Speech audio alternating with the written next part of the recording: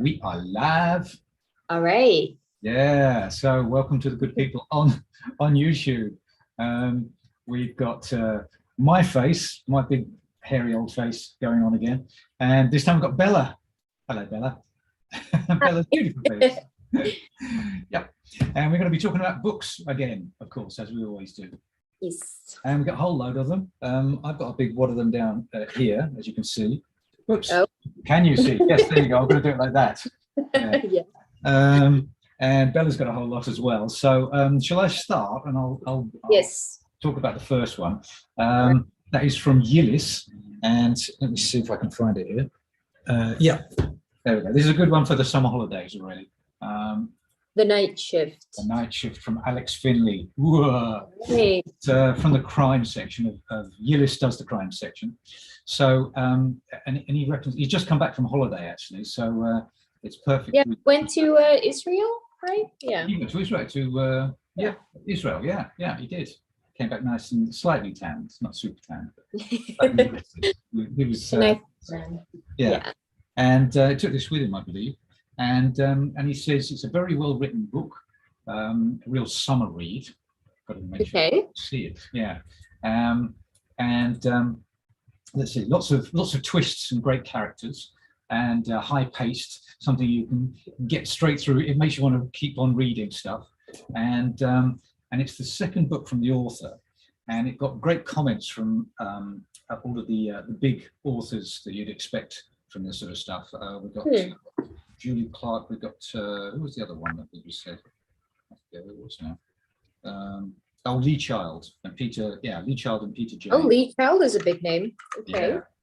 And and apparently he's actually got a deal with Hollywood. I think it's Netflix that they're going to be doing a series. So on the Night Shifts. I'm not sure. I don't know if it's from the Night Shift itself or if it's going to be new stuff that he's writing. But you know, sometimes. Oh, okay. He has for the deal with Netflix. Sorry. He has some sort of deal. Some sort of deal. Something is going to happen on TV. Well, that's so something worth watching. So it's hot. It's hot. Good for summer reading. There you go. That's the first one from Yillis. What have you got? Let me see. Okay, so I'm going to start off with the most complicated and the most weird one. Like the worst, I think. I don't have it with me. Could you show it on the screen? Or are you talking about this one? Copy, yes. Sister, Maiden, Monster by Lucy Snyder. Yeah. So Seward suggested this, and I know it's going to be weird because it's Seward. Like, he loves Lovecraft and he loves horror, body gore. Yeah. Like a little bit of sex going on.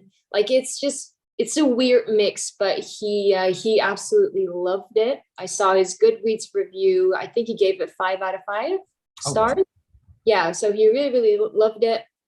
It's apparently about some sort of virus going on in the world that when it infects people, it's basically turning them into like Lovecraftian type of monsters. So instead of being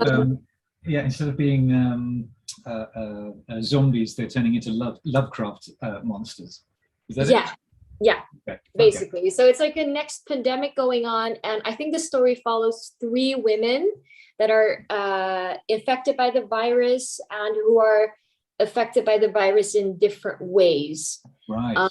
So one of them is apparently slowly transforming into a brain-eating monster who has like all kinds of strange growths going on anywhere.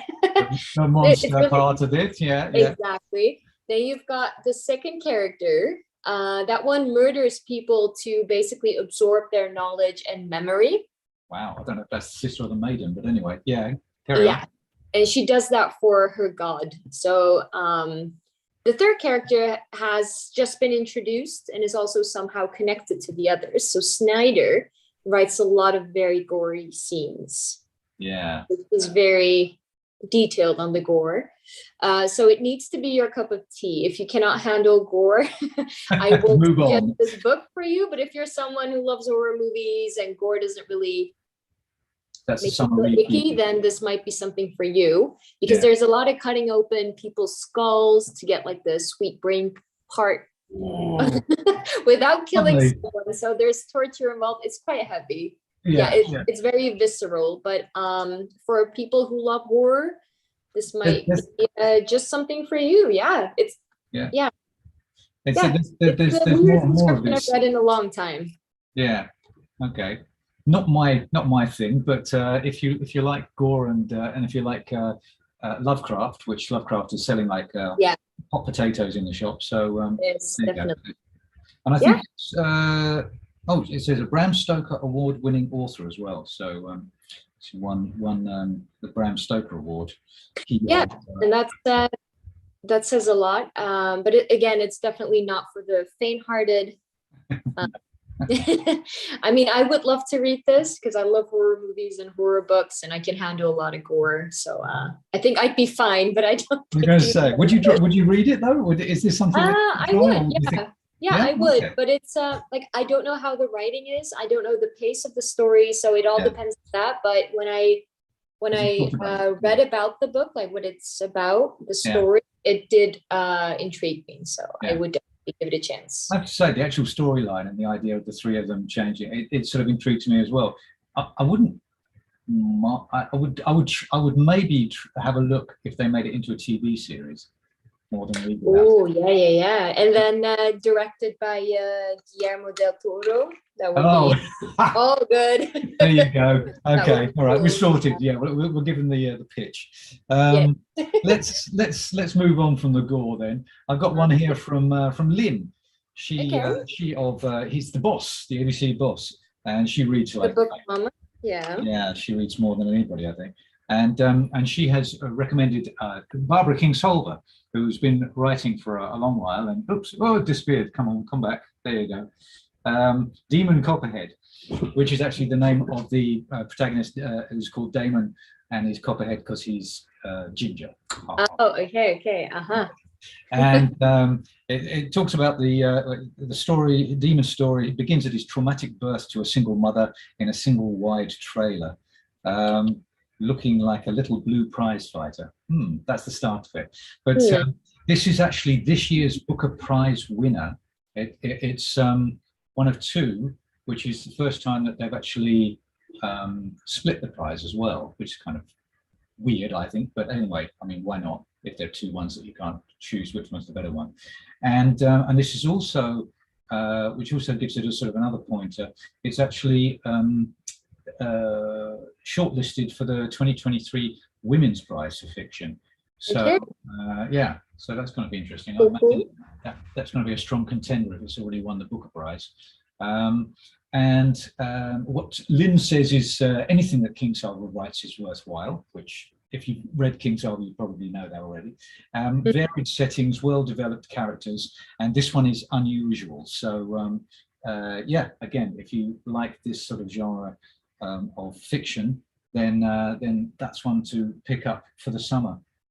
Good summer read, and you know it's going to be good. Yeah, it's selling really, really well in the store. We get a lot of orders for the book, so yeah. Okay, so it's another hot potato. Actually, the other one. Do you want to talk about the one from the Jonah suggested? Oh, okay. We're gonna go for the Yeah, because that's also shortlisted for the International Book Prize. But you have to tell which one it is first. Yes, it's shortlisted. It did not win the award. But do you have the website with the picture? I'm going to show the website of it. Let's see. Cool. Yes, we do. Okay. Share screen. Let me share the screen. It's there. And these are all the new. By the way, if people want to find out what we're talking about, the books we're talking about, you need to go to abc.nl, which is our website, and you'll find under books, or you can actually zip down to the bottom, all the way down to the bottom, and it says highlights, and you click on highlights, then you get this page with all of our selections of what we think are good. And on the left, you can do by subject or by collection, and or by staff choice, which is what we are, ABC Staff Choice. And also, there's Bella's staff choice as well. So there you go. So if you want to know what Bella's, I need to update my list, but yeah. Okay, all right. We're not going to click on that one then. So we'll keep that one. Not But yet. you can, not yet, not yet. You'll come back to it later. But these are the ones that we're talking about this week. But this is also this season's. This is the last one of the season, by the way. So yeah, season finale. yeah, we should have like I don't know, poppers and Oh, champagne. we could have. Oh, that would have been fun. Damn. Next time, Damn. next time. Yeah. But we're talking right now about whale, not the whale, but just whale. Yeah. Okay, So, so this one was nominated. It's a book from 2004 originally in Korean, but it's just recently got translated. So it's not a new title per se. And I think that's also very important to keep in mind as we're going to do a little bit of a dive to get like an idea of the time that it was written in. So it's been described by Yona as a fast-paced to medium-paced book. It has a lot of magical realism, and that's what basically got her attention in the first place, because I know Yona likes Murakami and all the other Japanese magical realist books. right. So in real time with here and there hints of something odd, basically. But this book basically follows one woman called Gumbok, I think, and she's an amazing entrepreneur. And it's basically about her luck and unluck during all her business endeavors. And it's focusing on Korea as a society, so the Korean society at the time. Yeah, so there is some controversy regarding the book. She likes how it's written as a fairy tale. So the writing style makes it seem like you're reading a fairy tale or some sort of folklore story. But the author focuses a lot on the women in the book, and it is supposed to be satire of Korean society. But yeah, it's apparently it's a hit or miss. Yeah. Well, what Yona says is, she says, it's easy flowing book and a good story, except ... I'm raging whilst reading this book. And she was talking to us the other day about it, because we were asking her what if she had a good book to recommend. Yeah, she was very fired up. She was, yeah. Again, it's supposed to be a satirical look on Korean early to mid 20th century, but for her, it could have been a little bit more satirical, or she basically says that she doesn't either understand the satire or Just that feels... the author wanted it to be satirical, but hasn't succeeded in making clear that it's supposed to be satire. So she doesn't know if she's in the right or wrong with this. So it's just, I think it differs per person if you can catch up on the satire or not. I haven't read it myself, but yeah, there is a lot of violence and rape mentioned in the story. So that might be a trigger warning for some people, that if you're not into that kind of thing, this might not be your cup of tea as well. Yeah, so it's an interesting and a really weird book. Yeah, it's kind of interesting in a couple of ways, because I think also it's translated. So you have problems of translation. It's one of the things that we've been seeing in the shop. And Bella, you know this because you're really into the Far Eastern sort of way of being. That there are a lot more books coming over to the West from the Far East. Mm-hmm.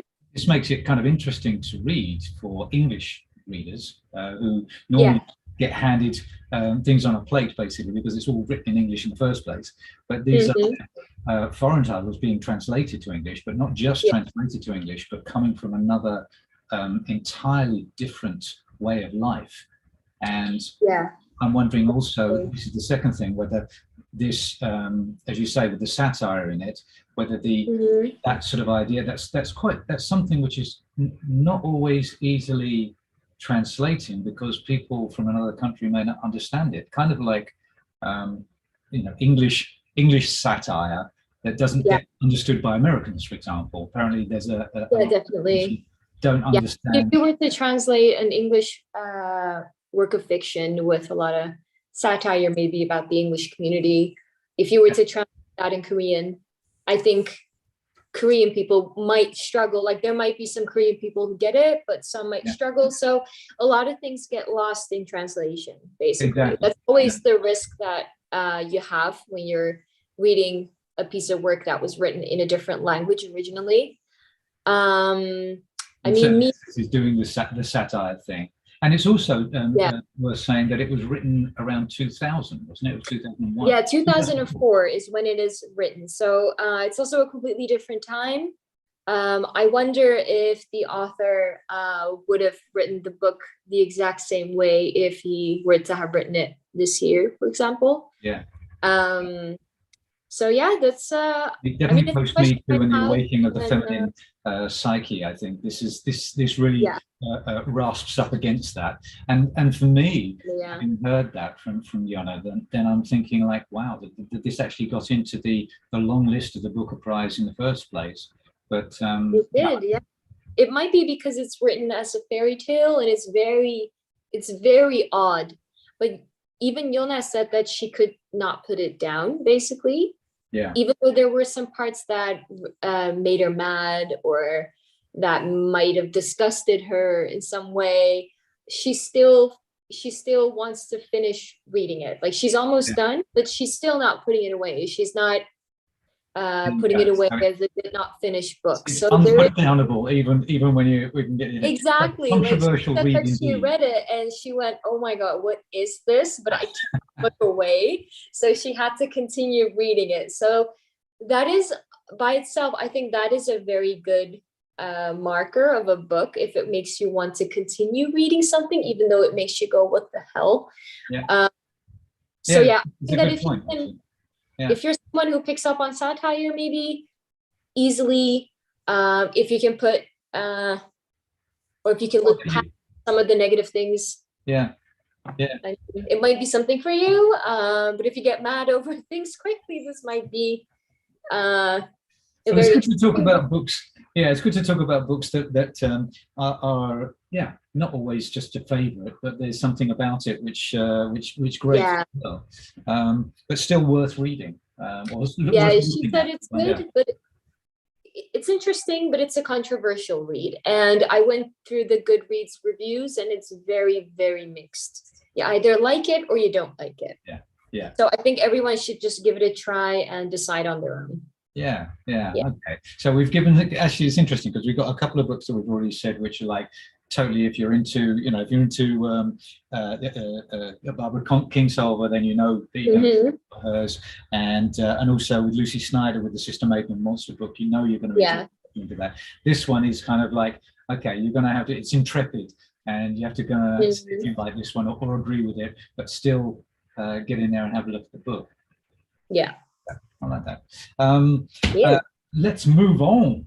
All right. Who's next? The next one. Do you want to do another one?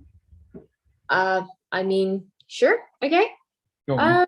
Then I will pick up Natalia's suggestion. So this is a spicy one. It's very spicy. Nice and spicy. So yeah, so this is the book she suggests is The Nanny by Lana Ferguson. Oh yeah. Can you pull that book up, maybe? You have Tell us about it and I'll bring it up. Okay. All right. So it's a very spicy contemporary romance. It's about a lady who lands a job as a nanny for the guy who used to be her biggest fan on OnlyFans.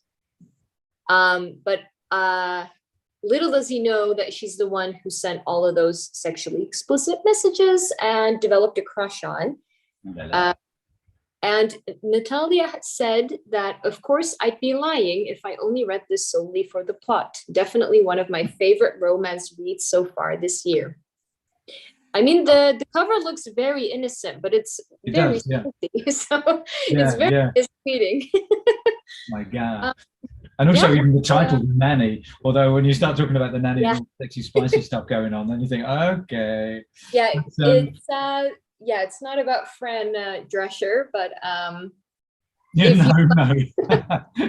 It's the next step. It's what should have happened. What we were expecting to happen. Drescher, gone wild. Exactly. So if you for the romance lovers watching, if you like your romance very spicy, then this might be your next read. It's in modern times with OnlyFans and stuff. So I would say we're covering all the bases for summer reading. Actually, this one. I guess it depends on what you're.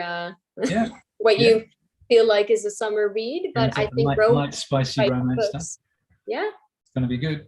Then I'm gonna. Oh, I know. I'm going to change it up a little bit. I've got Queen. So, what do you think of that cover? Go on, tell me what you think of it. It's artistic. It's definitely artistic. That's a very nice way of putting it. Yeah. I was talking to Big Max downstairs, and he suggested it. And we both of us kind of looked at the front and we went, oh my God, what the hell is that? So we thought it was a horrendous cover. But having said that, this is a case of like horrendous cover, but actually worthwhile reading book. So don't be put off by the cover. They say don't judge a book by its cover. Well, this is the one that is exactly this book definition. Yeah. Do not judge this book by its cover, because the cover is shit. It looks a bit old as well. Yeah. It looks like it's from the 80s. The 80s or 90s, yeah. It's new, but I mean, wow. Queen was from the 90s, but in the 80s. But no, this book is absolutely new. But it's one of a series, and it's called Pop Culture and Philosophy, and it's the philosophy behind the words of these famous artists. They've done Bob Dylan, they've done Pink Floyd, and Max suggested it because he'd read those other books, and he really enjoyed them. What he said was that he had much pleasure from them. He was really enthusiastic about it. Oh, nice. So it's actually diving into it, what they talk about looking into the lyrics and what they all mean or suggest, or the deeper meanings and the and in contemporary life as well. That it's actually really well worth looking at and having a read. So Queen, who would have thought? So the philosophy of Queen. Yeah. Don't look at the picture, but just go for the book if you're into Queen, or if you're into any of the other ones. Like I said, there was let's see if the Beach Boys. You said. Wow, there's 13 volumes actually. Oh wow. Oh, and they also don't just do. Oh, I didn't notice that. They've got Dave Chappelle. So it's not just music. No, Neon Genesis Evangelion. So they also do manga. Oh, that's a manga. Okay. Yeah. Dark Souls, Pokemon and philosophy, Queen and philosophy, punk rock. Oh, okay. So it's just this general series that dives into the philosophy of something. The Godfather. I should get that one actually for the. Interesting. Yeah, Anthony Bourdain and philosophy. Yeah. So there you go. So there's a whole range of it. So that might be interesting to look at different reasons. Anyway, so there you go. That was Max on the ground floor. That will be in the music section. Thank you. So have you got one for us? All right, let me see. I think I'm gonna go for Bob's suggestion. Oh, yeah. Okay, so I know that Bob is a really big fan of, I hope I'm pronouncing it right, Karl Ove Knausgaard. I think he's from, oh goodness, I think he's from Norway. Yeah. I'm not sure. I think he's Norwegian. So it's a autobiographical book that's also fictional at the same time. So I think he uses his own experience to basically create this story. Yeah. So the book is basically set in motion by the death of his father that died of alcoholism, which is very sad. The book is basically giving the reader insight into the death and how it affects Karl as an adult. So basically the aftershocks of losing your father, losing a parent.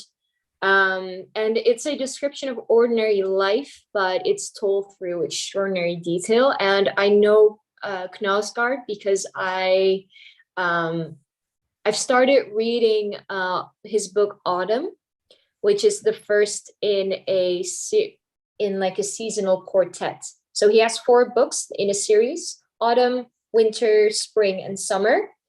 And it basically consists of little essays or little tidbits about ordinary life, the mundane, but written beautifully in a letter to his unborn child. Oh, nice. Yeah, so Knausgaard describes the most simplest things, like sitting by a pond and seeing a frog, and then he can talk about frogs, but it's so interesting. And he can talk about the stars or a cup of coffee in front of you or the dust on your mirror. Like, he describes it beautifully. Oh, wow. The mundane becomes very special, and that's what he does in this book apparently as well. There are details of memory.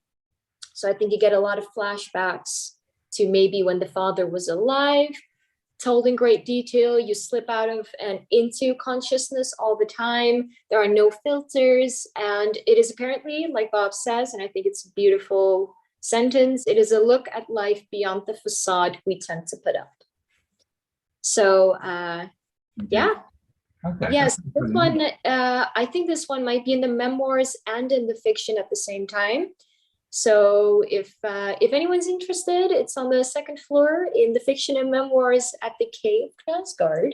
If you can't find it, you can ask Bob. Yeah, exactly. He will definitely show you where his books are. Yeah. But it's interesting. There's two things that from what you say. One is that there's seems to be a connection, because the one was you said the Four Seasons, the quadrilogy, no, the quartet of books. Yeah, it's seasonal quartet, I think. And you said that they were written for his son, his unborn son. No, he's at the start of autumn, he writes a letter to his unborn daughter. So his wife is still pregnant. He writes a letter basically explaining that he's looking forward to experience life all over again through her eyes. And he writes about all kinds of stuff so that she can read this and learn about things later on, when she's old enough to understand what she's reading. And he does that throughout the winter, spring, and summer. And I think that we get snippets of her as well as she's growing up. So in the winter, I'm describing her as a toddler, stuff like that. So, but you can see that connection. And now he's talking about his father and his father dying. Yeah. And so you can see, you know, as you say, the mundane things of life, and also life coming and life going as well. Exactly. But he describes it very detailed and in a beautiful, poetic way that makes you appreciate the everyday, the mundane in life. That's really good. Kind of like slowing you down from all of the speed of things that are going on. Yeah. And like it might help people with the fear of missing out as well, which is, I think, very prevalent in this age with social media. Absolutely, exactly. So, it might help to read a book that makes you appreciate the everyday and the slowness of life, and that life can be boring, but boring can be beautiful. So the quietness of life. Yes. It makes me want to read it. Well, actually, what's really nice is when we do this, there are books that I think, I'll have a go at that one as well.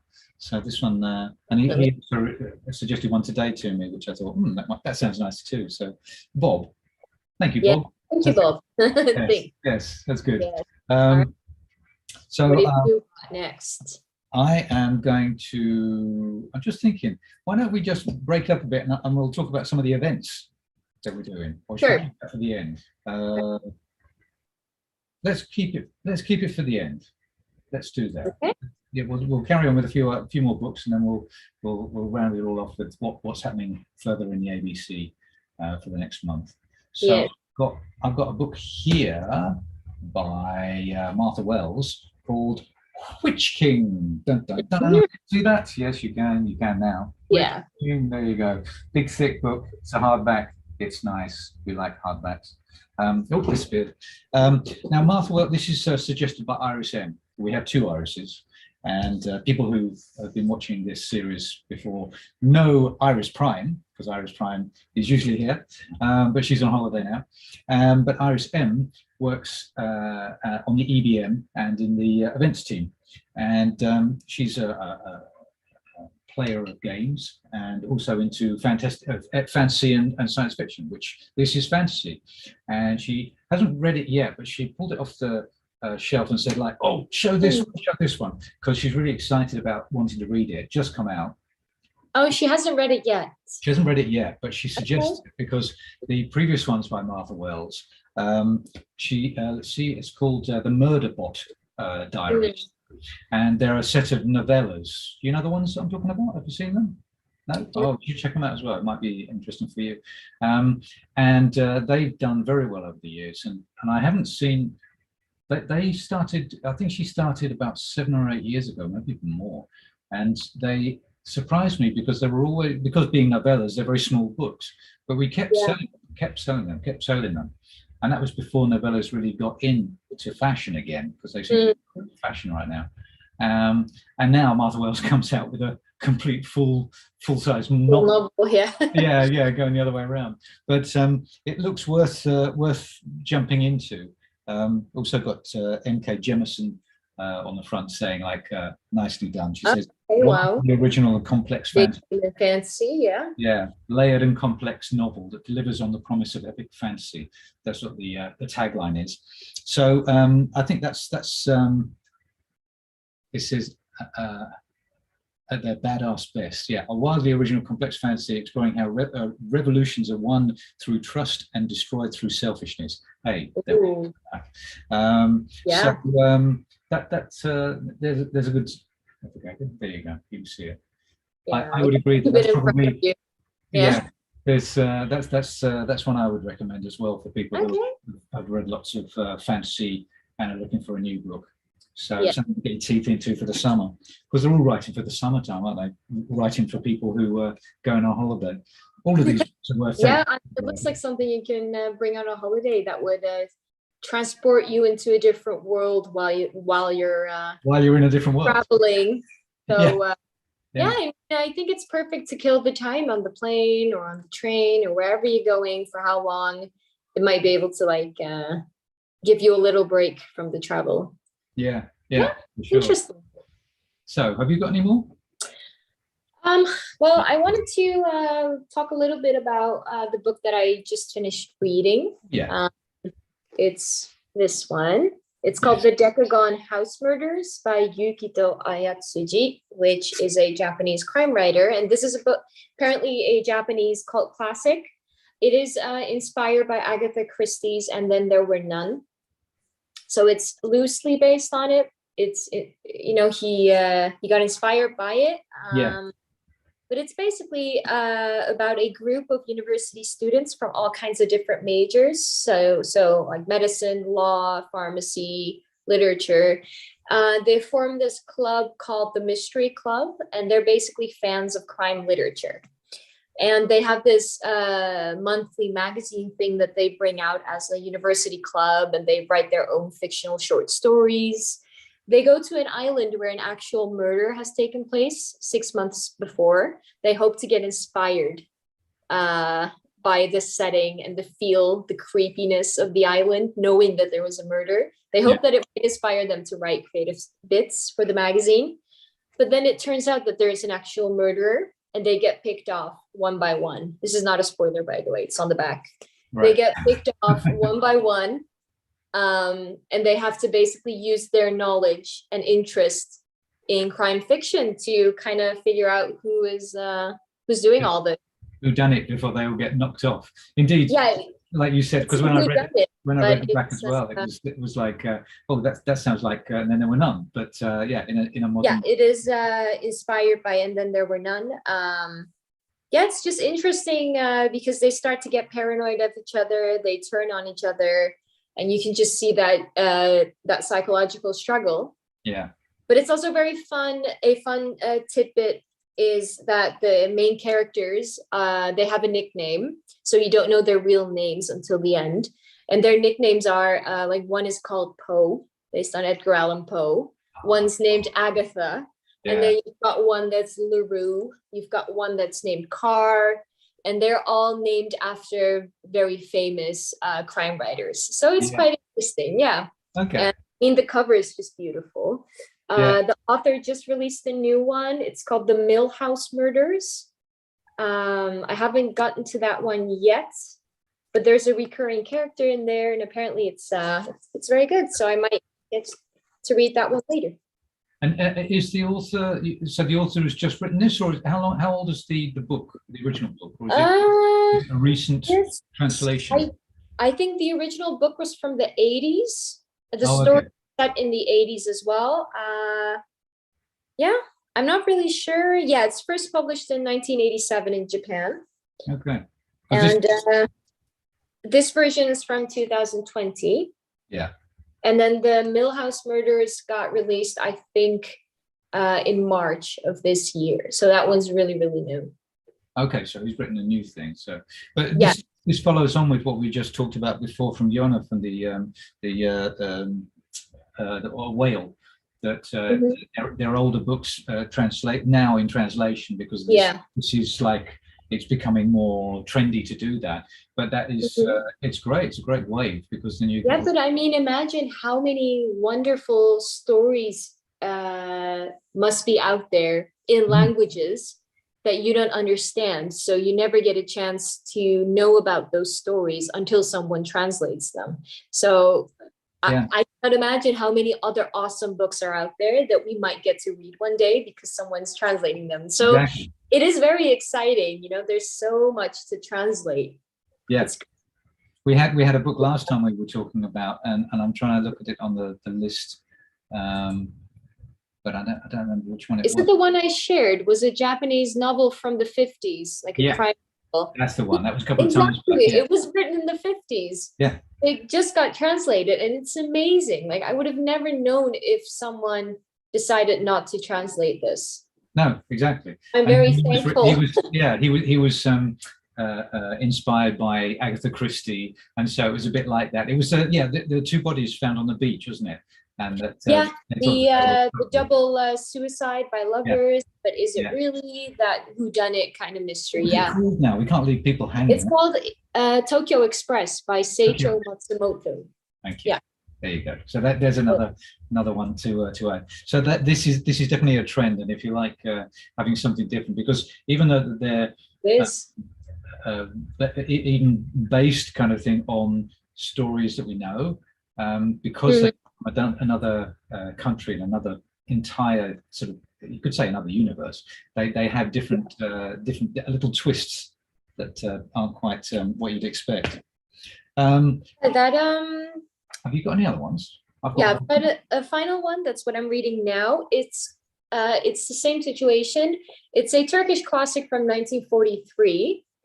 It's called Madonna in a Fur Coat by Sabahattin Ali. Yeah. It's a Turkish classic. He's very famous in Turkey. He died at the age of 41, so he was very, very young, which is very sad. It's this is not a crime novel. It's a romantic novel full of psychological intrigue as well. It's about a man who moves from 1920s rural Turkey to Berlin, like bustling Berlin.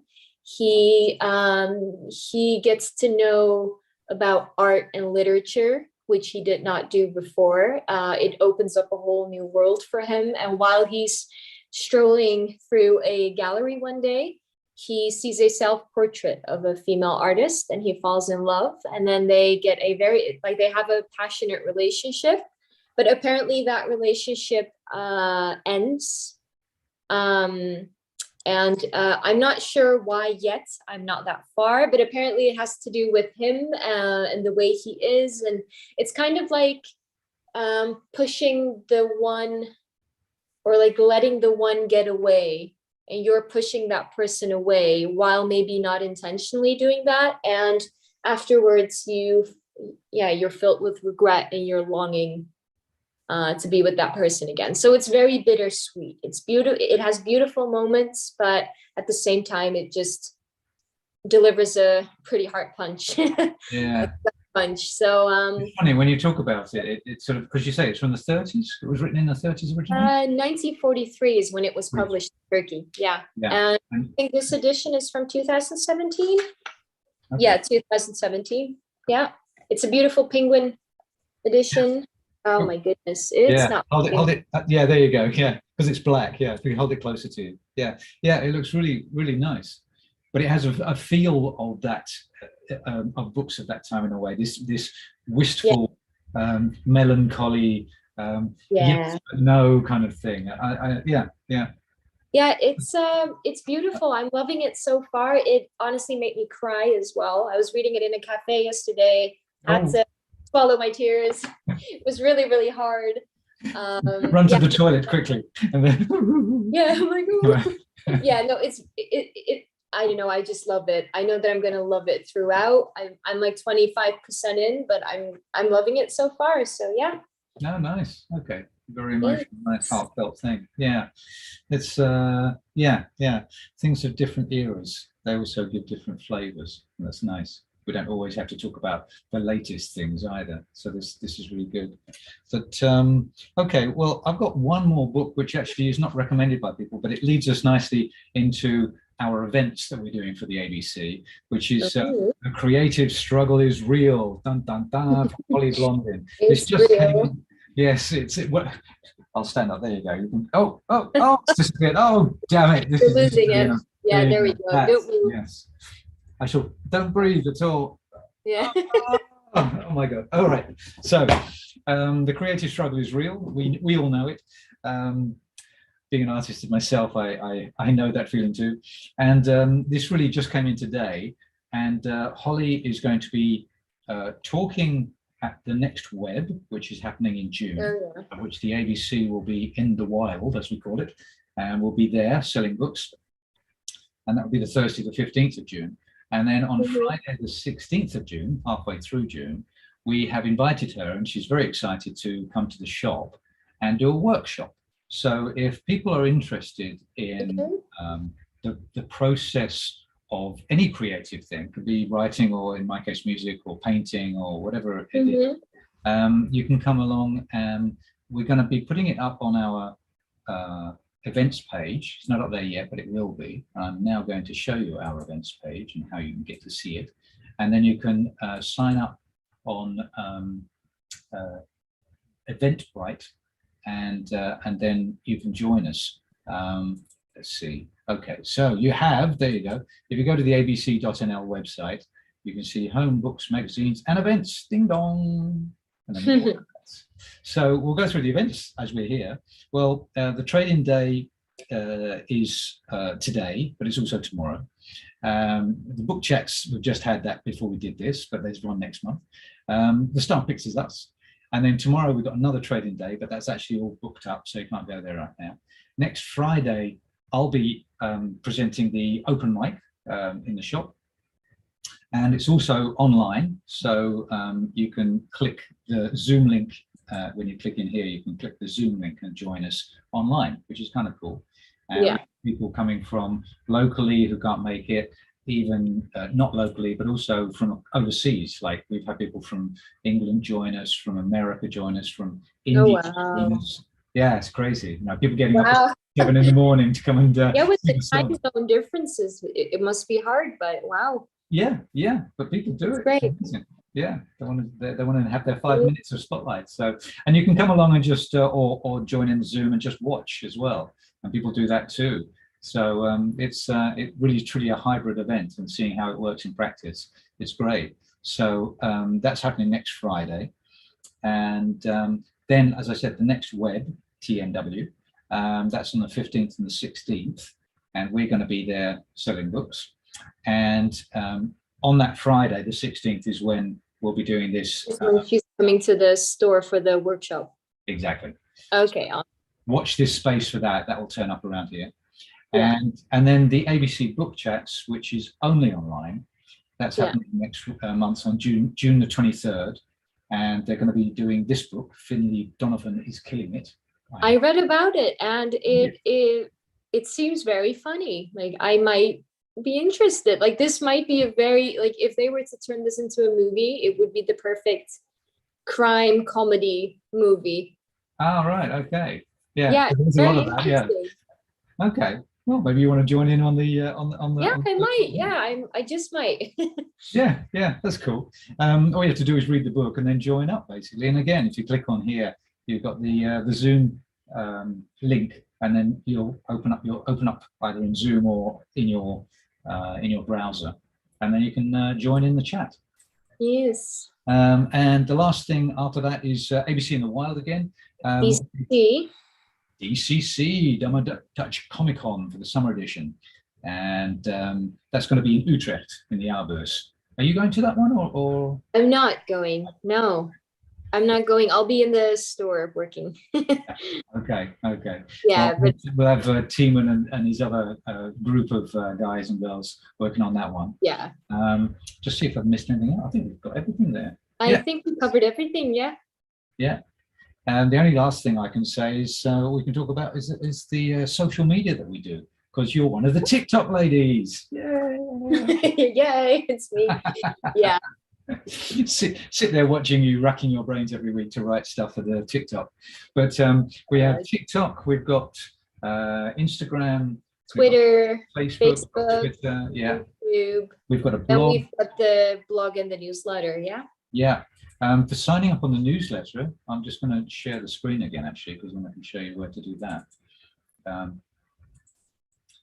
You can go to abc.nl and sign up for the book. Blah, blah, blah, blah. Where is it? Oh, there's up there. All the way down, I think. Events, and I think the social ABC and then ABC mailings. Social ABC. Oh, it's all the way down on the right. Yes, yeah. ABC mailings. And the ABC blog there. So ABC mailings, if you click on that, then we've got our regular mailings, irregular mailings, press releases. Actually, it should. Hey, I'll sign up here. Here we go. Yes. Yeah, that's a blog post alert. But let me see. We're going to have a word with them to put the link up for mailings. Yeah, I can't really find it at the moment. No, because we've got that. That's all the events that we're doing. Contact info. Wow, if we can't find it, then how can anybody else find it? Yeah, upcoming mailings and blog. ABC mailings. Yeah. Okay. Okay. Right. We'll look for that for next time. Yeah. By next season, it will be so easy to find. It's gonna be fixed. But we can show you the blog, which is here, and that leads you to our blog, and then what's new and trending, and you can find all the stuff. We talk about the staff picks. That's what we do, and that's all written there. Any books that you want to know, you can either find it on our staff picks list, which is here, the staff pick season, or you can go to the blog, and then it will tell you all about it as well there, with more writings about it as well.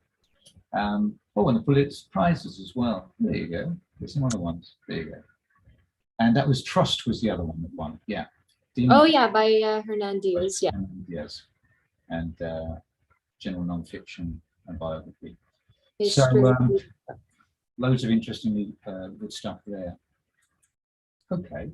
I think we covered everything. Can you think of anything else? We did, yeah. I don't think we skipped anything. No. I'll just go for the end of season frivolities. Well, we could get them for the first episode of the next season.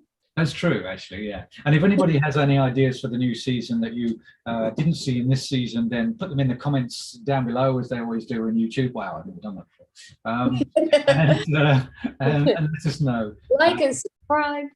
Yeah, or you can write to info@abc.nl. That's also possible. Or you could reach out to us through the social media channels as well. You can always reach out and give us a tip through the direct messages. Yeah, that's also we're get-atable from any which way. Yeah, definitely. We always respond to all the DMs, and on TikTok, I try to make sure that I react to every comment that we get.